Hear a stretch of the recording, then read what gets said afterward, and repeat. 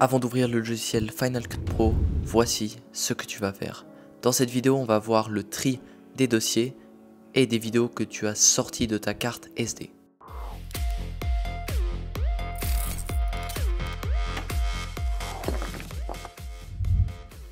La première étape de cette vidéo, ça va être d'extraire le contenu des cartes SD.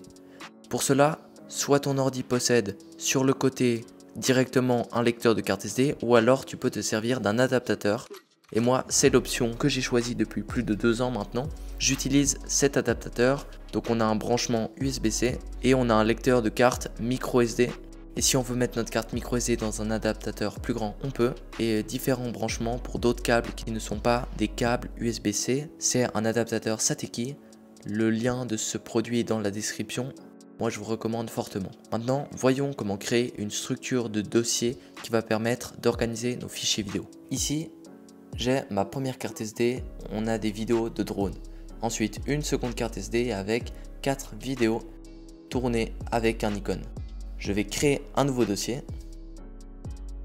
sur mon disque dur interne et je vais le nommer selon le nom du projet. On va appeler ça Montagne Voyage.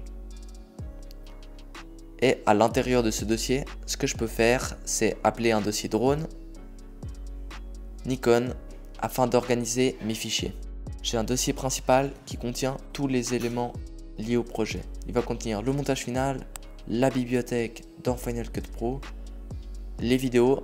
Je pourrais aussi créer un dossier pour l'audio si j'en avais besoin, exemple audio, ou encore musique. Créer plein de sous-dossiers et ça c'est top pour ton organisation personnelle. Mais pour l'exemple, gardons seulement drone et Nikon. Tu peux aussi créer plein de dossiers en fonction des jours de tournage. C'est aussi possible de trier comme ça. Et ainsi tu as un dossier Nikon jour 1, Nikon jour 2. Et drone, on a filmé que sur un jour, donc drone un seul jour. Donc c'est aussi possible de faire un tri temporel selon les jours de tournage. Ou alors selon les caméras. Mais dans cette vidéo, gardons seulement drone et Nikon. Gardons ça comme c'était au départ. C'est aussi important d'avoir une super structure dans tes dossiers, parce que si tu n'es pas organisé avec tes dossiers, avec tes vidéos, tu vas te retrouver dans Final Cut Pro avec des vidéos qui viennent d'endroits divers de ton dossier téléchargement, etc. Et après ça devient très compliqué si tu n'as pas organisé au préalable toutes tes vidéos.